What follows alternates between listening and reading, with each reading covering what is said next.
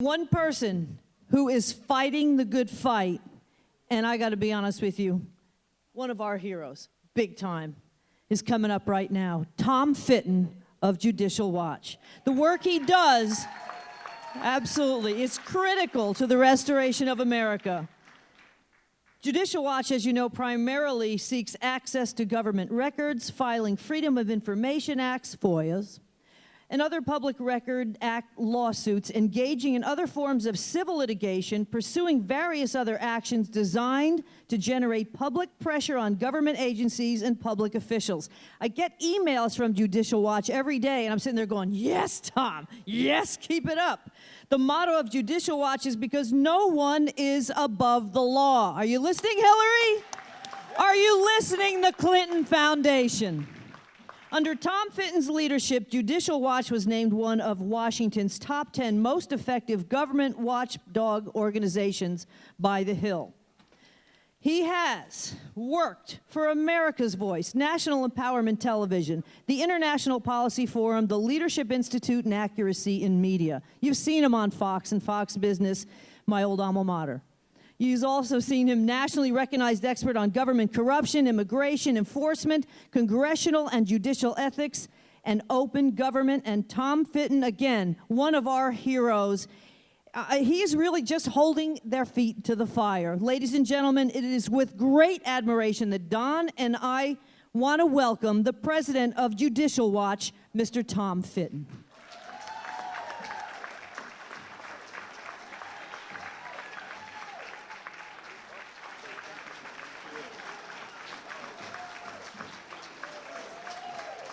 Hello, everyone.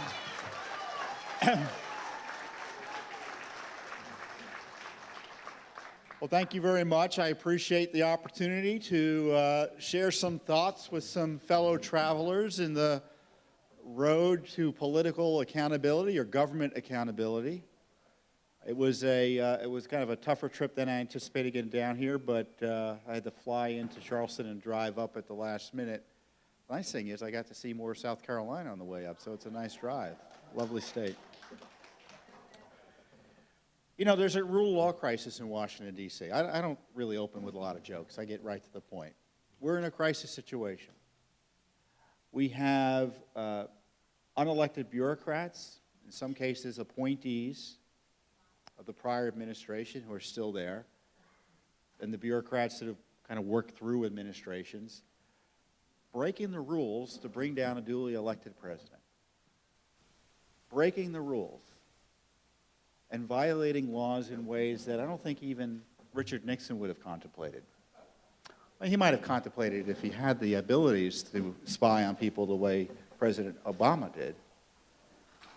But there's nothing in recent American history that compares with what we think we know about what went on during the prior administration and into this current administration in terms of misusing the ability to spy on foreign nationals, translating that into spying on your political opposition, and then leaking the classified results, and then using all of that to generate really a fake criminal investigation in an effort to destroy the president through an indictment or remove him from office through impeachment.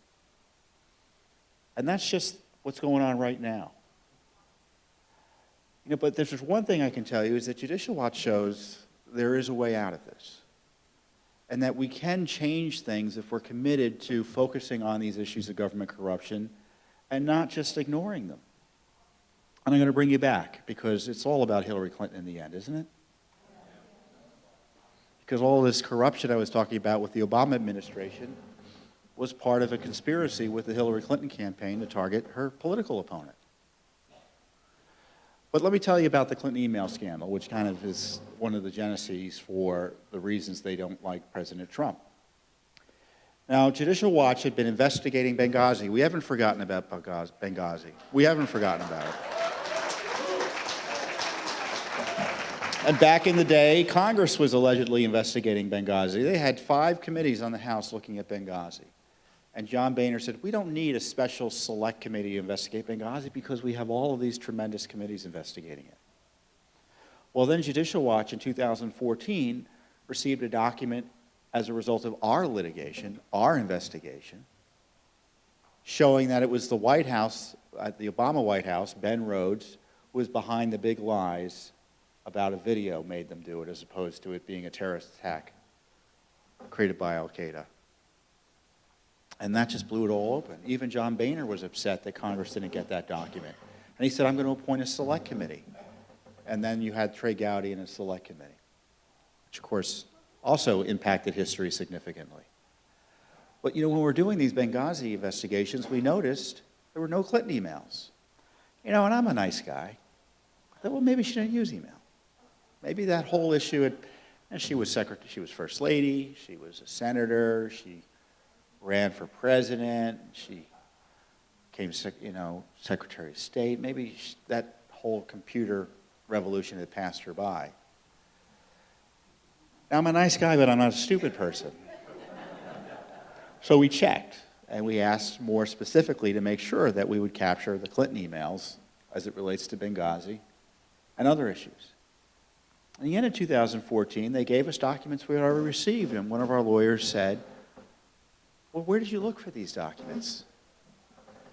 And they said, we looked, don't worry, we looked, but oh, wait, there may be some other documents we have to give you. And then in 2015, they told the court, we gave Judicial Watch everything on Benghazi except for these other documents we haven't looked at yet. They didn't tell us what those documents were. 3 or 4 weeks later, the Clinton email server was reported on in the New York Times. So there's no doubt that it was our litigation that forced the disclosure through a modified limited hangout in true Nixonian fashion to the New York Times of the Clinton emails. And people ask, what was it Mrs. Clinton was trying to hide? She was trying to hide everything. She didn't want any of those emails to come out. So as soon as she got word that we knew about her emails, they destroyed half of them, returned half of them allegedly to the State Department, and the investigations began. Or the sham investigations began, at least by the FBI and the Justice Department. But Judicial Watch did its own investigation. We kept on getting the emails, email after email. We received the ability to get discovery and gather evidence in one of these key FOIA cases that they lied to us about. And so we had Cheryl Mills come in, Yuma Abedin come in and testify, top State Department officials, all in the summer of 2016. And then in August of 2016, we started getting emails from Yuma Abedin's email account. Now, Abedin was the only other official in the State Department we know about who had an email account on the Clinton server. And she was using this account to conduct personal business, family business for Hillary Clinton. You know what the family business of Hillary Clinton was? Pay to play. That's the family. The pay to play scandal was uncovered as a result of our litigation to force out Yuma Abedin's emails on this secret server that he didn't want us to know about. And all that started coming out in August of 2016. Now, we know why 2016 was an important year, right? But we started asking for these documents back in 2014. Some of these documents, in the case of Abedin, I think we may have been asking for in 2011. So they obstructed justice, they obstructed the courts, they obstructed our investigation, they tried to hide them from Congress and the American people. And then once we found out about it, they still slow-walked the release of the information, but it all started coming out in the middle of the presidential campaign. So I think it's fair to say we changed history. You know, we all want justice for Hillary Clinton.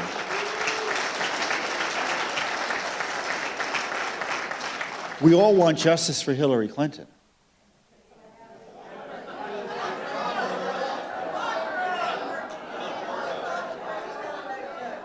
We all want justice for Hillary Clinton.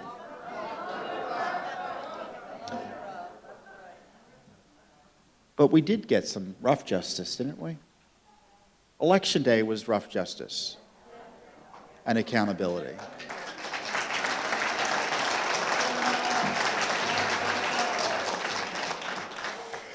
But we're in the business not of, making sure people don't get elected, or or people get elected. We can't control that. Plus, we don't do it just as an organization. We're not allowed to under the IRS rules. But there are consequences to being caught for engaging in evident criminal activity. There are consequences. And so the obstruction blew up in her face around Election Day. Really extraordinary development. But so now we know why Hillary Clinton and the Barack Obama and the State Department and the Justice Department and the FBI would be upset with having someone like Donald Trump come into office who ran on a campaign theme of drain the swamp, lock her up. Well, you know, you're a crook, so let's accuse the other guy of being a crook and distract the American people that way.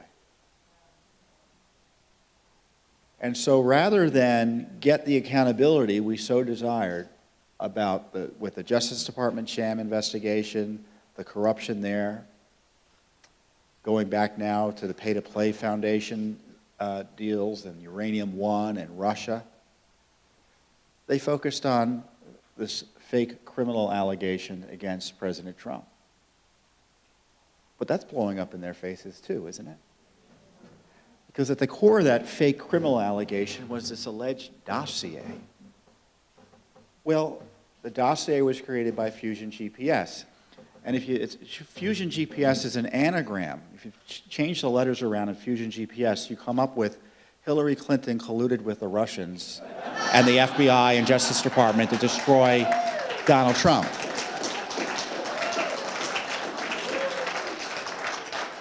No, it works. I mean, you can change the letters around, and that's what it comes out to.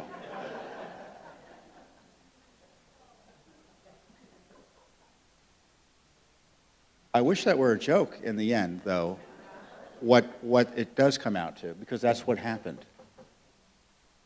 Mrs. Clinton was getting tens of millions of dollars through her foundation, which was a political platform for her to run for office. And it obviously took care of her husband and her political operatives, like Sidney Blumenthal. And she also received money through her husband through speaking fees, including from the Russians. Don't be distracted. Well, be distracted. Be focused on what happened with the foundation. But recall, they received tens of millions of dollars, exposed by Judicial Watch, personally, through Bill Clinton's speaking fees. So we have a Secretary of State whose husband's getting money from the Russian front company, getting money from a Saudi front company, a Chinese front company, every major corporation here in the United States, and no one in the State Department thought to say boo about that. Because when Hillary Clinton became Secretary of State, one of the conditions of her getting approved by the Democrat-controlled Senate. Well, I don't know if was it controlled by the Senate in 2009? Doesn't matter. Democrats and Barack Obama made her pledge that there'd be ethics reviews and she would stay out of foundation business. Well, the ethics reviews turned out to be nothing but rubber stamps that we found. And she broke that pledge and was involved in foundation business from the get-go. So now we're facing this real crisis. Because James Comey, who hated the president, was fired correctly by the president. And in retaliation, he leaked something to the New York Times in order to get a special counsel appointed. And the special counsel is Robert Mueller. Now, were you all attacked by the IRS? Was the South Carolina Tea Party attacked by the IRS? Yeah. Well, guess who was getting IRS files on virtually every political organization in the country? Robert Mueller's FBI. So you had Robert Mueller's FBI and the Justice Department working with Lois Lerner's IRS to target and try to jail and figure out ways to prosecute President Obama's opponents in 2012. And we're supposed to trust him to fairly evaluate whether, again, the FBI and Justice Department was abused to target President Obama's political opponents in 2016. Robert Mueller, who also's FBI targeted James Rosen and his parents with a fake FISA warrant, alleging he was an espionage agent, an agent of espionage, targeted the Associated Press with similar allegations. So someone who fairly can be criticized for abusing FISA, abusing the powers of the FBI to target political opponents of President Obama, is now charged with using the dossier created by Hillary Clinton in league with the Barack Obama FBI and Justice Department to prosecute President Trump. So I guess Robert Mueller is the perfect special counsel for the deep state. But we shouldn't tolerate that. We should shut it down. Shut it down.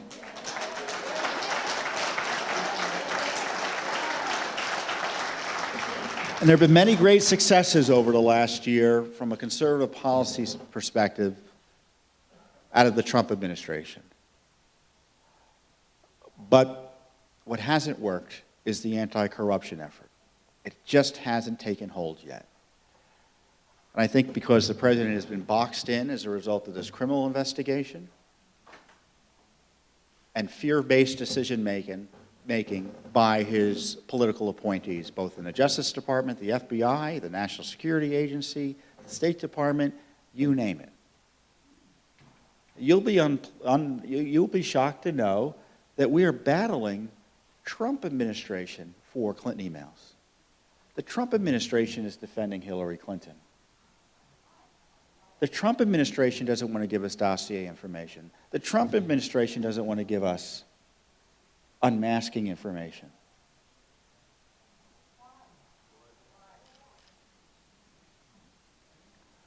Well, as I said, you have a fear-based decision-making by the appointees of President Trump, and the deep state, their resting state, is secrecy. And of course, they have an interest in protecting all of this, because to expose it, you have to remember, Hillary Clinton is not the only one who faces legal jeopardy as a result of her misconduct. Think of everyone else who was involved in the Uranium One cover-up, who knew or should have known about her mishandling of classified information in the State Department. There are other people who face legal jeopardy. And institutionally, these agencies also face political jeopardy as a result of their misconduct during the Obama administration.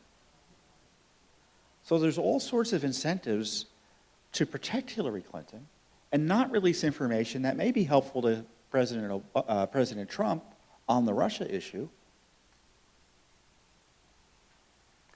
So we're glad that Congress is finally taking some steps to force this information out. But just let me think about that. They were battling this Justice Department and this FBI to get information as to whether or not the Trump organization and the Trump campaign team was inappropriately spied upon by the prior Justice Department and FBI. And they had to threaten, the Republican head of the Intelligence Committee, backed finally by the Speaker, had to threaten Trump's Justice Department and FBI with contempt to get these records. So you can see why we're facing objections in court. But nevertheless, we're still getting records out. The courts just recently required the State Department, which wanted to release the records of Hillary Clinton that the FBI had recovered at a rate of 500 pages a month. Those are the ones they would process. It doesn't mean we'll get all of them. They said, well, we'll look at 500 pages and we'll tell you which ones you can get from them. And the court said, and at that rate, we wouldn't get them all until 2020, 72,000 pages. I'm joking, 2020. Those are the only ones we would get that we were allowed to get under the law, or I'm talking about the ones we would have to fight about that they withheld. But a court, an Obama appointee, required the State Department to speed up the release. So we're now in the position of having an Obama appointee require the Trump Justice Department to stop slow-walking the release of information on Hillary Clinton.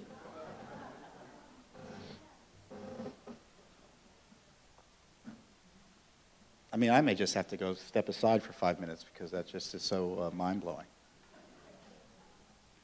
And what are the documents showing that have come out? Just recently, we just got another batch. I think of the 500 documents or pages they reviewed, they released 78 documents or so, 78 emails. that show that 3 times, or 3 additional times, she was mishandling classified information, sending it to Justin Cooper, Bill Clinton's Clinton Foundation aide, Clinton Foundation aide up in New York. Classified information. And then separately, we found emails, we finally got emails that Huma Abedin had. Government records that were found on the laptop of Anthony Weiner that also included classified information, including the identity of a CIA official. Mrs. Clinton, there was a gentleman who was arrested for keeping classified information on a notebook, unsecured notebook.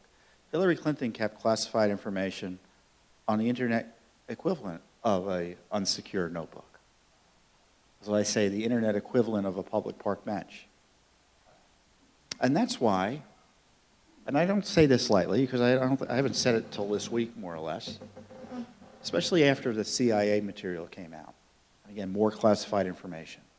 And these other documents show that Hillary Clinton knew very well about the security issues related to her server, how her email system worked. She used email the way most of us would. And she understood when things went wrong, why it went wrong, and what backups were required, and the security involved in that. Of course, she was warned repeatedly by her colleagues at the State Department, the security professionals, not to use these BlackBerries for personal email or government work, if at all. And she ignored it. So I don't want to talk about why we need a special counsel for Hillary Clinton. I want to talk about why it is we need to arrest her.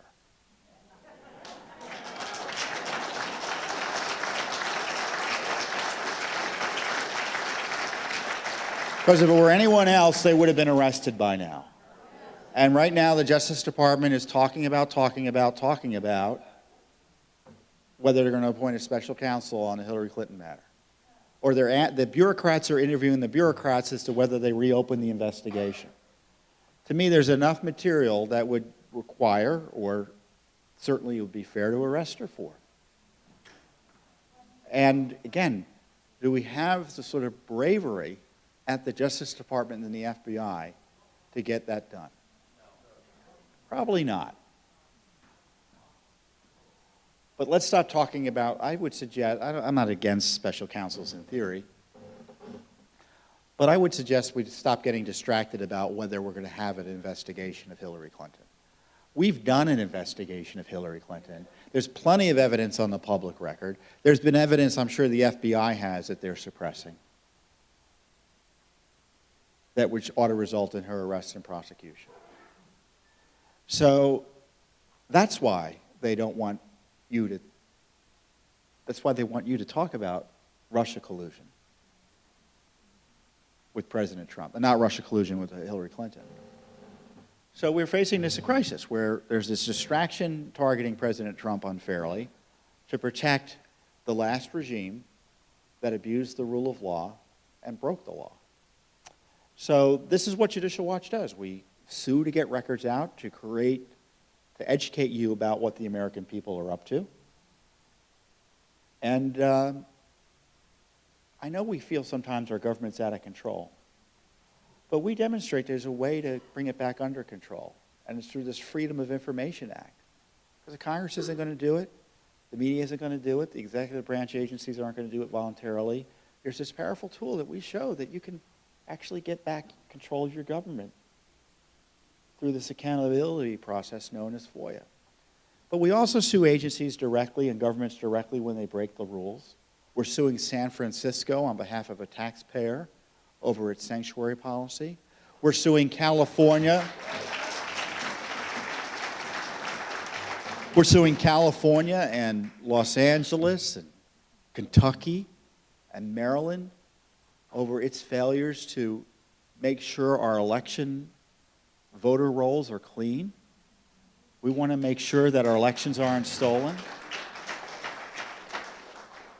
So these basic, we're doing boring things like trying to make sure the FBI doesn't break the law, trying to make sure that terrorists don't come across the border, or people aren't murdered in cities because politicians want to put politics over the public safety on illegal immigration matters. We're doing boring things like making sure your votes aren't stolen by leftist politicians and allied groups who want to have dirty voting rolls and no voter ID and no citizenship verification so they can steal elections in case they need to. We're doing all that sort of boring stuff. I guess it's boring because no one else is doing it. Because it must be boring. Is that why? And, of course, we can't do any of it without your support. We have over 500,000 supporters. I don't mean supporters who sign petitions and support us morally and with prayers and things like that. I'm talking about people who support us financially. We've got a great team of lawyers and investigators and fundraisers and media people that get the word out. You know, Robert Mueller may no longer be special counsel, in part due to the educational efforts of Judicial Watch.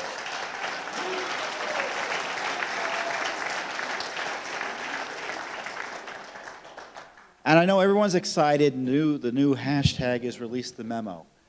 Don't rely on that getting released to save the world. There's a lot of work to be done. That will be one battle which we may or may not win in terms of government accountability. But just recall what this memo is that we're talking about. Everyone kind of know what I'm talking about here? It's an analysis done by Republican staff members of documents we still need to see. These FISA applications used to target the Trump team. We still don't have the unmasking material. We don't have the FISA applications. We don't have the information about how the DOJ and FBI explicitly worked with the Clinton campaign to target the Trump team. You know, I say when they found out, the FBI found out, allegedly, that let's presume that there was a good faith shock when this fusion gang came to the FBI and said, oh, looks like the Russians are trying to blackmail President Trump. You know what they should have done? The FBI should have run to President Trump and said, the Russians may be trying to blackmail you. We will help you because you are a victim. No, but what the Obama FBI did was they used it as an excuse to spy on him and his people. No doubt about that. Corruption at its worst by the FBI. So there's a lot of work to be done. And a lot of those folks who made those decisions are still there at the FBI, are still there at the Justice Department, are still there in the Mueller investigation. So one memo getting released isn't going to solve the problems. So we got to be consistent and persistent and just keep on fighting. And one of the things that I'm kind of struck by, despite having battled corruption out of the Clinton gang for years and years, is just how important this issue remains to the American people. And people still want justice for what happened with Hillary Clinton. They haven't forgotten. And until it's done, we're not going to stop, are we? We're not going to stop.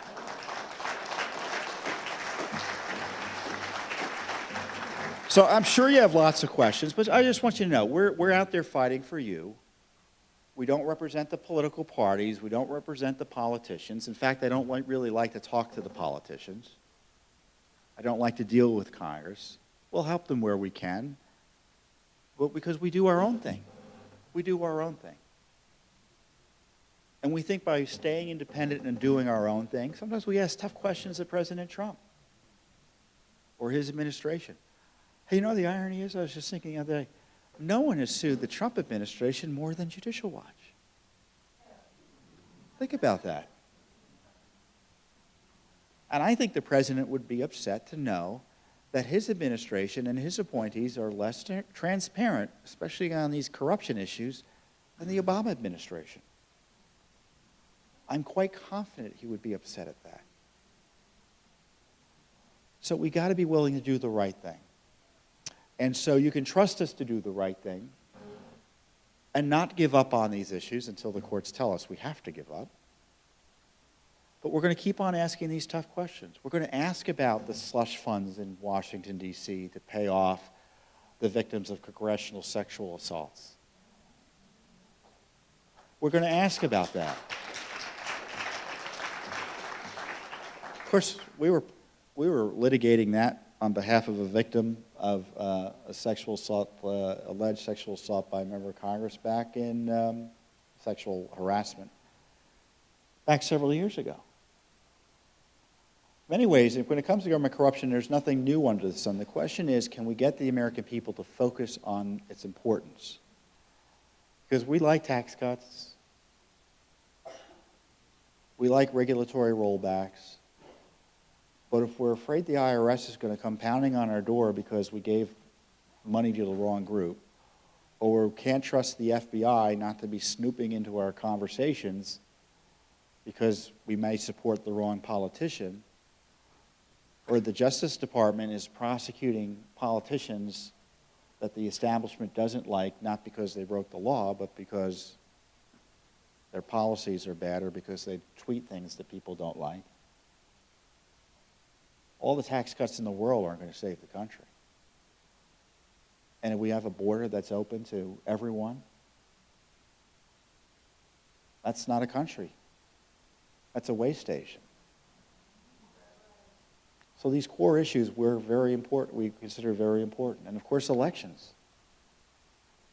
If you have campaigns and commercials and you get the vote, but if the elections are stolen or can be stolen easily,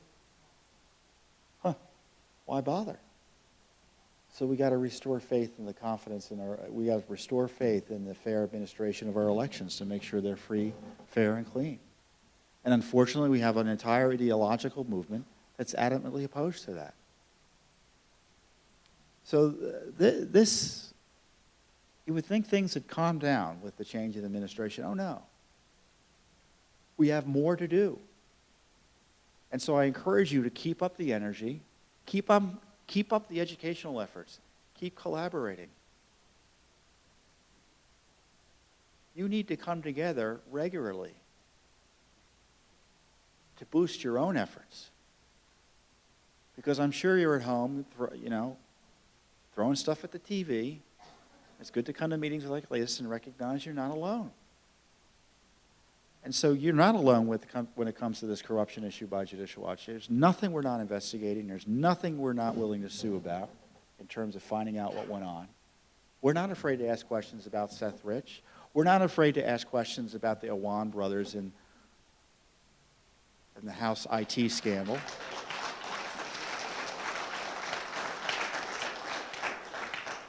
In Washington, people are afraid to even ask questions. I don't know what the answers are. We're not allowed to ask the questions. So those are the sorts of things we're involved in. We're winning, but there's a lot more winning to be done. And so with that, I turn it over. I don't know if we have time for questions. Maybe we do, maybe we don't. But thank you very much for your time and attention, and God bless you.